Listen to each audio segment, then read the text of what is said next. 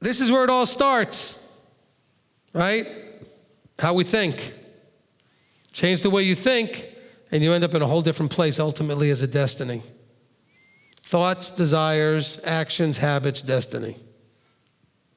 You know, we're coming up with, we're starting to come up with some of the things that Abba's given me to teach and put them into some sort of graphics with the words that you can print them out, you can stick them on your wall somewhere. I mean, something like that whole idea of thought, desire, action, habit, destiny, or something, you know. If we can get some of that made, we'll have them up on the website, and you can purchase them, I guess, if we wanted to sell them, but more importantly, it'll be available for you to just download and print it, you know. Because, we're not here to just sell stuff. And so, but we might make some nice ones like on more of a thicker card stock that you can frame or something and whatever, okay? But I want these things to be that you put them up where you can see them and you're constantly there as a reminder of adjusting your thought processes, okay? You may just want to put in big letters around the house everywhere, what am I thinking? What are you thinking? What are you thinking? And then you ask yourself, I wonder, what am I thinking right now?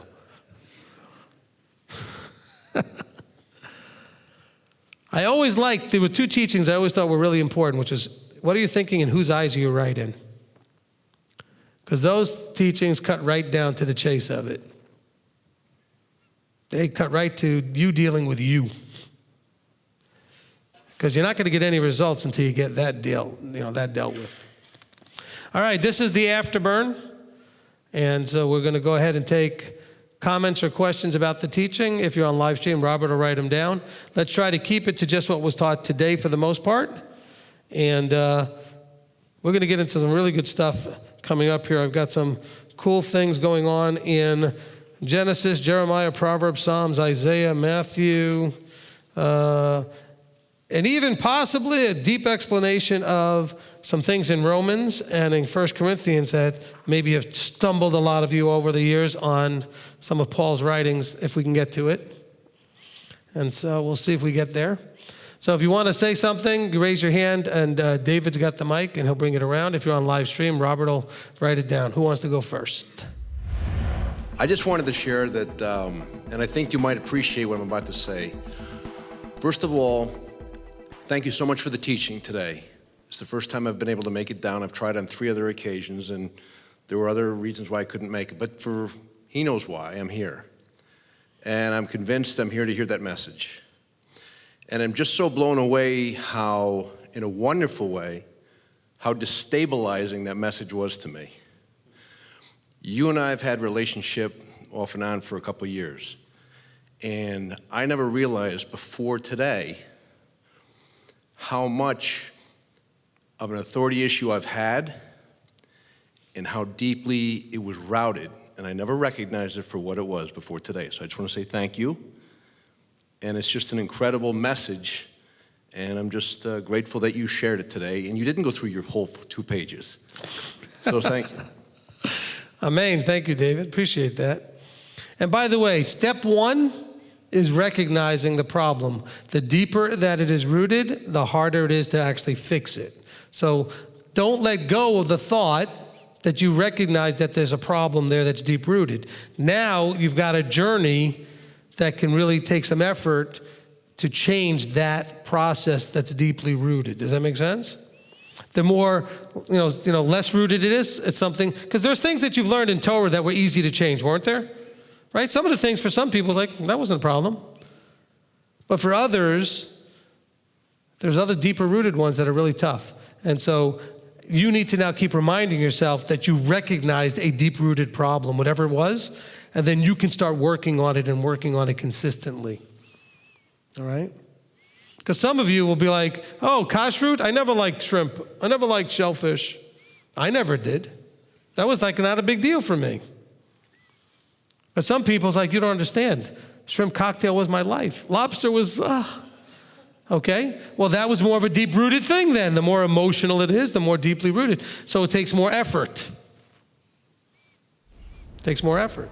And so thank you for pointing that out, because for people to hear that, they also have to hear that now that you recognize something, now it's the consistent changing of thought that will eventually unravel that deep-rooted problem. question about the authority. Is there something to be said for respecting the authority of our employees or our employers, believing that Yah has allowed or provided the employment? Oh, yeah, no, you absolutely have to recognize authority in all of its places and treat it with respect. However, that doesn't mean that if your boss says you have to come in or I'm going to fire you, you don't turn around and say, that's okay, it's your right, you have the authority, you can fire me, but I'm not working on Saturday. See, we must treat all authority. This is important because I get a lot of questions lately meaning the last 4 or 5 years, from adults with adult parents. Okay, so I'm talking about people in their 40s, 50s, and 60s with parents in their 60s, 70s, and 80s. How do I still honor my mother and father when my mother and father are really not happy with me keeping the Torah? The point is, honor, take that word out because you don't understand the word anyway. Let's go to respect, because in one of the listing of the commandments says respect your mother and father, one says honor. You treat them with respect. In other words, you don't disrespect them, you don't shame them, you don't mock them, you don't use foul language, you know what I'm saying? You treat them respectfully. By the way, that's how you treat your employer and everybody else in authority. That doesn't mean, though, that you have to just do everything they say. You cannot do it, but when you don't do it, you do it respectfully. You can say to your boss, I know you want me to come in on Saturday. I'm not trying to be disrespectful. It's a Sabbath. It's important to me. It's a strong part of my belief in what the Creator has told me to do. I can't do that, but when I tell you that, it's not because I'm trying to be disrespectful to you. I understand that you might need to fire me. That's fine. That's your choice. So I'm not being rebellious. I'm not being disrespectful. I'm simply saying that you need to understand that if I don't do what you want, it's because there's a higher authority that I answer to, and I'm not trying to disrespect you. You can do that with your friends, with your parents, with your employers, okay? It's how you do it determines how respectful it is, not whether or not you do what they say. See, what Christianity taught you, that obedience is what it means when it says honor your mother and father. Do what they say. And so that's why there's this dominance that you see going on in that system. And so that's not what it's talking about. Respect doesn't mean necessarily obedience. You can be very respectful and not obey. You can be very respectful and not obey. So anyone in authority, government, by the way, I say this all the time, stop mocking the president or the senator or the Congress, but we're not to treat authority disrespectfully. I mean, some of you absolutely did not have you hated Obama.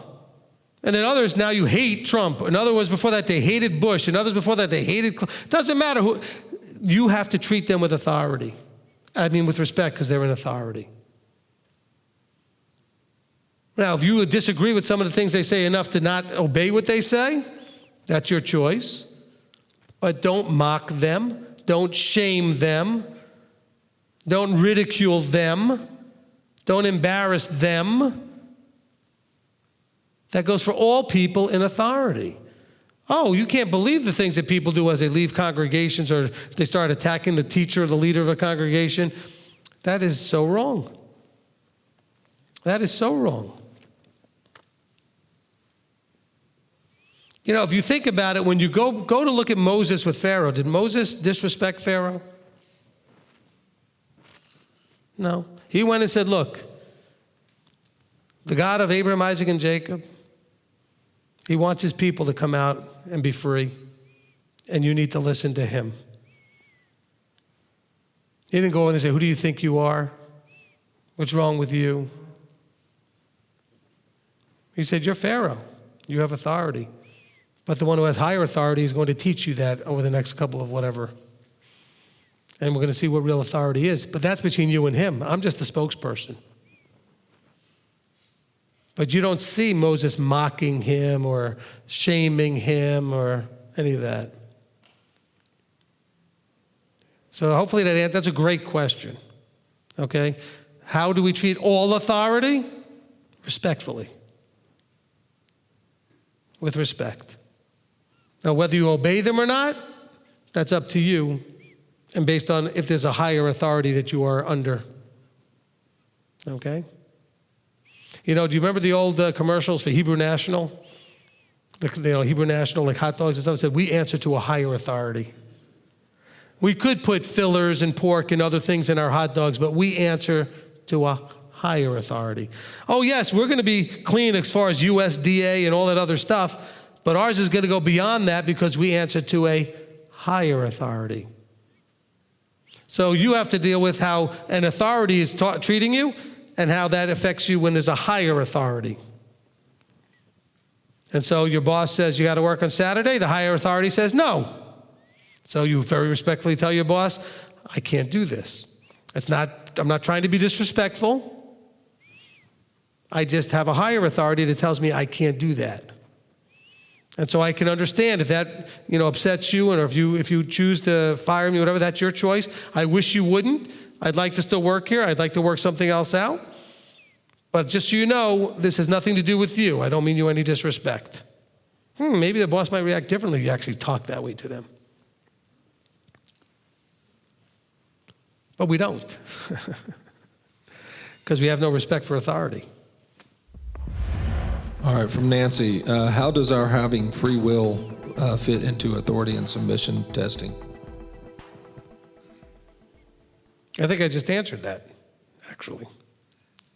I think everything I just said just answered that. You have free will and free choice what authority you submit to, but you are obligated to do it respectfully. Whether you submit or not, you do it with respect. Even if you don't submit, you do it respectfully. That's also for ladies. If your husbands are not in this, you've got to deal with them respectfully, even though you don't necessarily have to submit to when they want you to do something that breaks Torah. That puts you in that challenging place. How do you obey Yah while still being respectful to your husband? Now, he's going to tell you that you're not respecting him because you're not obeying. That's typical Christianese nonsense of taking two things and merging them together. Okay? That's how you get grace to be taught the way it's taught today. You took mercy and you took merited favor and you somehow pushed them together.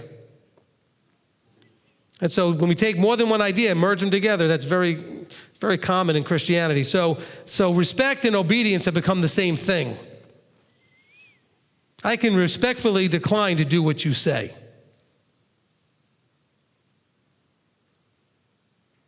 You invite me to your house, and I can't go for whatever reason, or I don't want to. Well, it doesn't matter. Whatever the reason is, I can tell you very respectfully, I really appreciate the invite, but I'm sorry, but I won't be able to do that. Okay? I can do that respectfully. Instead of saying, what's wrong with you? Don't you know it's the Sabbath?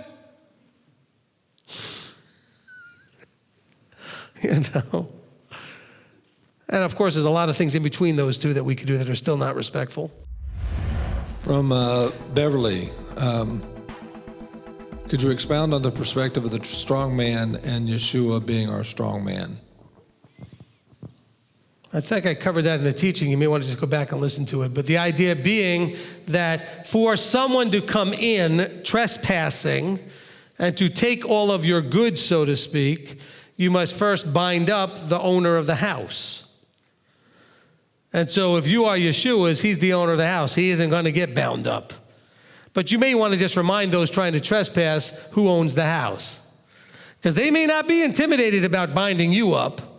And you can say, hey, listen, I know you're not afraid of me, but I don't own this house anymore. This house is bought and paid for. Okay? Right. And so you need to know, I'm just a resident. I don't own the house. From Yaakov Nichols, what is the process used to change my thinking? What do I do to make that happen? Okay, good question.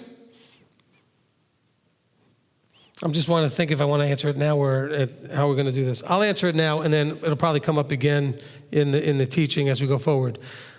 How did you start thinking this way in the first place?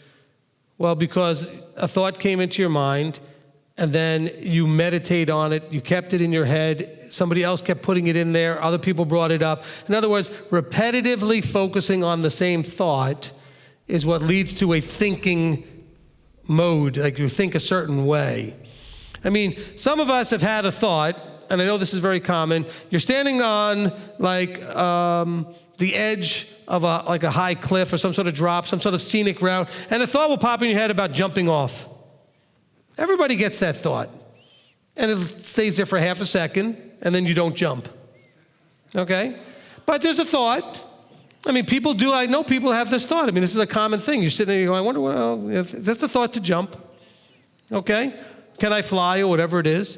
But the thing is, there are thoughts that you have, they're fleeting thoughts. Okay? It's kind of like I've said, it's not unusual. As a matter of fact, it's totally normal if a man is driving his car and notices a beautiful woman on the corner in like a beautiful dress or something, and then he says, oh, that's a beautiful woman. It doesn't matter if he's single or married, he may notice that. Now, if that thought is held onto and he drives around the block 4 more times to keep looking at her, now we have a different problem. Am I making sense? You went from having a thought to now thinking a certain way. I noticed the beautiful woman. And notice I keep looking this way, so I'm looking at my wife. I noticed the beautiful woman. Hey, I'm not stupid. And I noticed the beautiful woman. And in her case, I didn't just go around the block. I stopped the car. But noticing is not a thinking process. It's not a mindset. See, notice the way that word works, right? Mindset. Set has the idea of like when you take something like clay and you and something and you make it and you let it set and it becomes more permanently in a position or in a form as it hardens and it sets. Okay? So a mind that is set or hardened in a certain way. And so what you do to fix this is actively put a different repetitive thought in your brain. That's why I was saying something like taking the idea of thoughts, desires, actions, habits, destiny, and put that where you can see it, will constantly put that thought in your head going, oh, I better be concerned with what I'm thinking because it leads to all of this. And then you can actively put in a thought that you choose, that you want. By the way, all highly successful people just about out there use these kind of tools to get to where they wanted to get to. Okay? They will always teach you, write down things, put it on your mirror in the bathroom, put it on a paper you can pull out at lunch. Write down whatever it is that you want to change, stop doing or start doing, and put it in all the time. You think the way you think because you've done it habitually for so long. That is why so many of you struggle with me on things because you can't help but think like a mainstream Christian because you were a mainstream Christian for 50, 60 years. And thinking that way for so long makes it really hard to not think that way. So you can't help yourself. And so that's the problem. Okay, there are many rich people, for example, that are very successful and know how to handle their money. They've been rich a long time. They know what to do with money. But watch some of these people that came from the really underprivileged, terrible neighborhoods, and you give them a whole bunch of money all of a sudden, or people that win like the lottery. Almost every one of them ends up broke within a certain number of years because they don't know how to think like a wealthy person. They don't know what to do with that. They still think like a broke person. You want to be a wealthy person, you got to think like a wealthy person. You want to be a successful Torah observant person, you got to think like a Torah observant person. Think like Yeshua. Whatever you want to be, you have to think that way. Figure out what you want to be and figure out how the successful people at it thought, and we have a book telling you how to think. And by the way, you can see good examples and bad examples of wrong thought processes and right thought processes. And so how do you fix this? I would say first decide how you want to be. Pick the destiny. Work your way backwards. What habits are going to get you to that destiny? What actions do you need to become habits to get to that destiny? How do I need to be feeling in my heart to get there? And then how would a person who gets to go through all that, what would I have? What kind of thoughts do I need to have on a regular basis to get there? Are the thoughts of, I'm a loser, nobody likes me, nobody cares about me, I'm worthless, is that going to get you where you want to go? Then stop holding on to those thoughts. I counsel a lot of women who have issues with men who have divorced them or left them or some other thing, and they'll say to me, as part of the conversation, well, I guess I wasn't good enough, or I guess he left because I wasn't good enough. I'm like, where did you get that thought from? And if I'm talking about you, no, don't think I'm talking about you. This happens 5 times a week. Every week that I'm talking to women who come up with the conclusion, well, I must not have been good enough. Well, where'd you get that from? Where'd that thought come from? Better yet, who cares where it came from? You can choose a different thought. So stop thinking I wasn't good enough. Start thinking they had their own reasons because of their own inadequacies, and that's why they left. It wasn't about me, it was about them. And Abba, whatever it was about me that I can improve myself, show me so I could become better, so I could be ready for another relationship if that's what you have in mind for me. But don't just by default assume it was all you. Oh, but he probably told you over and over again, well, I'm leaving because of you, and I cheat because of you, and I do this because of you, and I do that because of you, and everything I do is it's all your fault. Well, did you own that thought? You don't have to own every thought that someone tries to give you. You can decide not to accept it. You don't have to receive everything I throw at you, everything each person throws at each other. Don't receive it. I remember reading in a book one time how it destroyed a little girl's life. Beautiful girl, sang beautifully, 7, 8, 10 years old. Mother came home from work one day, really frustrated. Life was terrible, maybe got fired from her job. The girl is singing, and the mother says, "Stop singing, I can't stand that singing." That girl never sang again. Totally put a thought that destroyed, I'm getting emotional because it destroyed that kid. How many thoughts have you accepted are destroying you? You can change that thought. How? Find a better one. Put it in your head all the time, over and over. I hate to use the simplicity of the old example of you take a glass with dirty, muddy water, and you just keep putting more clean water in until it basically dilutes it out. That's all it is.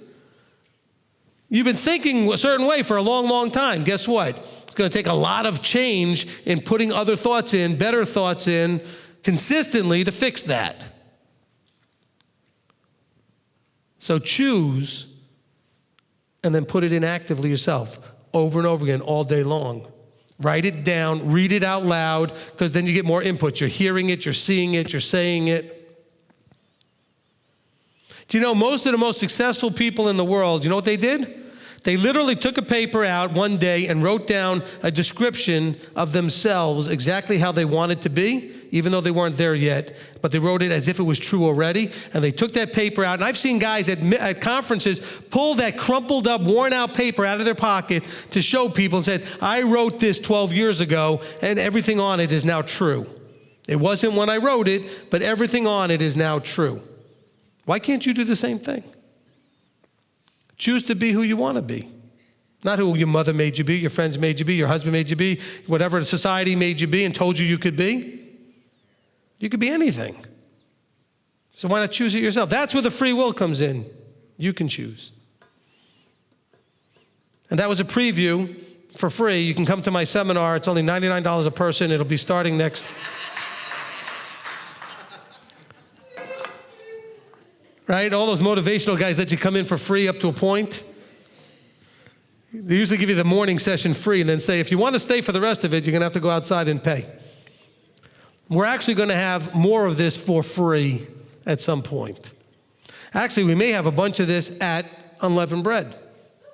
Okay? We'll do some life coaching classes there. Okay? And thank you for the yellow response. Woo! Any more questions? As you can tell, I like this subject. This is what I always dreamed of doing, is getting up in front of people and helping them fix all those things that are going on so they can be what they always had, what they were designed and meant to be. To empower people to be what they're supposed to be. And I'm not talking about the army, like be all you can be, but Robert, you got more? Yes. Pat Novak wants to know regarding Sarah's reaction to the comment from Yah concerning her son, that the setting confuses her. Who are the three visitors? Who in the passage is actually talking to Sarah? Is it Yahweh, Yeshua, angels? Okay, if you go back to that section of Genesis, it says that Abraham saw three approaching, and he recognizes that the one that was doing the speaking was Yahweh. Okay? And what we understand is that the one that interacts with man, if you listen to the Do You Know the Father and the Son teaching, that is Yeshua in this, before he came in the flesh, he was the Yahweh that interacted with Israel and sat down and had lunch with Abraham there and all of these kind of interactions. So Abraham knew who he was interacting with. Okay? The others were messengers or angels that were there with Yahweh. They're the ones that end up going to Sodom and Gomorrah, and Yahweh stays there talking to Abraham. Okay, and they have the conversation about, well, if you find 50, would you save the town? If you find, he goes through this whole little back and forth. So hopefully that answers the question. You may need to go listen to Do You Know the Father and the Son? From Stephanie, is worrying about a problem after asking Yah for help a problem with trusting authority? Yes. Next question.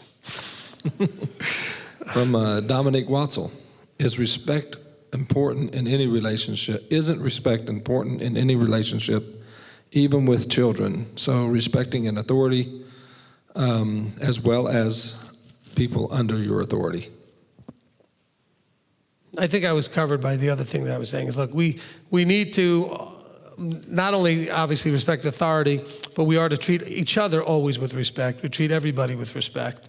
There's just a different additional level of respect if someone has authority. Okay? I was always taught that if it were to happen, like say you get pulled over by the police for whatever reason, to always start off with, I didn't mean any disrespect. I just didn't realize I was going that fast or whatever it was. But to make sure you say things like, it didn't mean any disrespect, I just kind of got carried away, whatever. Because usually it's a speeding thing that we get pulled over for or whatever. But, I know a lot of people in the police departments in different places. And, they've always told me to tell people, look, it's always a good idea to communicate that you were not meaning to be disrespectful. Because there are police that walk around where they think it's personal. It shouldn't be. They have a job to do, and it's about, the law itself, not them personally. Okay? But showing authority, that you do respect that authority, is important. All right? And even if you're going to tell your boss, for example, that I'm not going to be able to comply with what you said, but you can do that in a way that is not disrespectful. Okay, you're not mocking them, you're not arguing with them and yelling at them or anything else. You're just saying, look, I know you really want me to do this. I understand it's important to you. I know the company has all this work that just came in. I can't do it. Now, if that means you have to make certain decisions, I understand and respect that. Okay? I respect that it's your position and authority to decide that you may choose to fire me, whatever. I mean, you respect it. They have that right. And by the way, the person says, is it disrespectful or not trusting authority if you worry after you ask? It's not so much that. It's really, if you really do know who it is you're asking and see him the way he really is in fullness, then why would you worry after you ask? So more the answer is not so much that you're not respecting the authority, you haven't fully embraced who you're dealing with. That's more the problem. If you fully embraced who you were dealing with, if Israel fully understood who they were dealing with, they would have gotten to the sea and said, okay, this will be cool, let's see what he does. Okay, that fear of Yahweh. Okay, they would have got to the sea and said, okay, let's see, water in front of us, mountains and cliffs on the sides of us, and an army behind us. Okay, let's sit back and get popcorn. This is going to be good. If you know who you're dealing with. Because you're obviously at that point at a place where you couldn't do anything more. So when you get to that place where you can't do anything more, get out the popcorn. Sit back and say, this is going to be awesome. But make sure you did all you could do. Don't go to that place too quickly, pull the popcorn out, and he's sitting there going, wait a minute, you still had a bunch of stuff you can still do. Israel was at a place where there was nothing more to do. There was no place to go. There wasn't anything they could do except fight or drown. That's all they could see. So when you get to that place and you've done all, good. Sit back and enjoy. But go to him and say, Abba, it's yours. No more worry, no more fear. Just hand it over. I have two more here. I saw that. One is just a comment, a testimony from Lisa Hoff.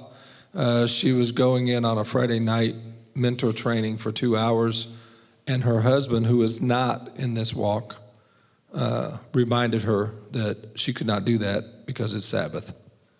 Hey, that's a good testimony. Awesome. And I've had people do that. I've had people ask me, well, can I go to this thing and that thing because it's going to be good and I can use it to do good? Not on Sabbath. Yeah. You know, you can buy the DVDs of most conferences because most of the conferences nowadays know everybody can't get there, and they realize how much more money they can make on the people that didn't even show up, just selling them all of the videos of all the speakers. Matter of fact, there's a health conference that I just got notified on an email or something, some of the newsletters I get, that all 30 speakers, I'm not going to be able to watch, and I can watch it for free live. It's going to be a week-long thing in March on the computer. I could watch it. I don't have time for that. But I may spend $50 to get all of the DVDs. And actually not DVDs, it's online downloads. And so there's what I'm saying. So and I'm sure that this thing would have been on a Saturday as part of it, but it was going to be like 6-7 days.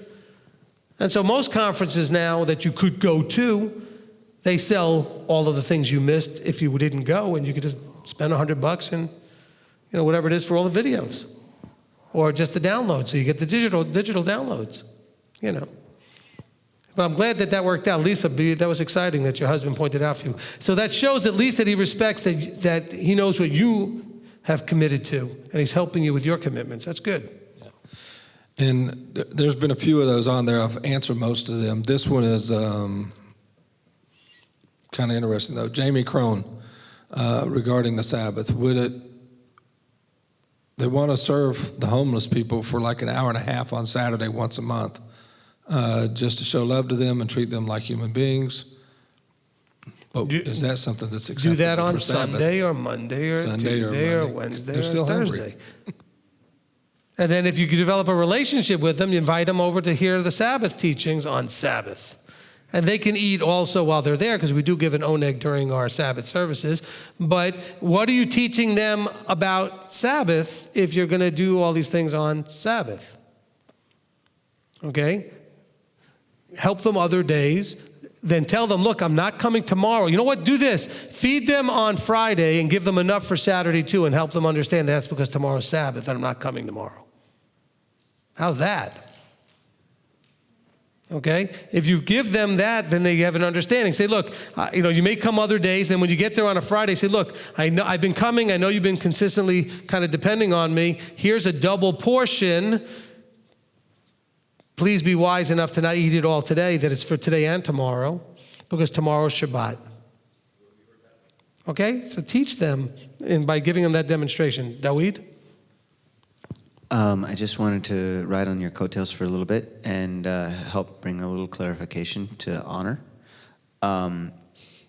It has more to do, if you compare the Hebrew words, one actually means weight, kabed, and another means kavod, but they're both spelled the same. They're both from the same root. And so when you think about it from like this perspective, if you have a small rock that doesn't weigh a lot, it's real light. You can toss it around. You can do whatever with it. But if you have a huge boulder, you're going to be very careful how you try to move that, if you try to move that. And so that's what honor is. You show importance to something that's of heavy weight. And the more authority something has, the more weight it has, and you be careful how you treat it. Conversely, the Hebrew word kal, to my opinion, appears to be very similar to the word kalon, meaning disrespect. And it's also similar to the root that's also used for cursing parents or things like that, which is kalal. They all are similar, and light, treating something light as opposed to something heavy. Okay, thank you for that. Appreciate that. And that was your Hebrew lesson for the day. Okay, so now what I will tell you is this. If you're getting any benefit out of this series of teachings, I would highly recommend that you listen to them many, many times. That'll help change your thinking a little bit. Okay, I wouldn't listen to them just the one time like today. I would go ahead and make sure to listen to them many times.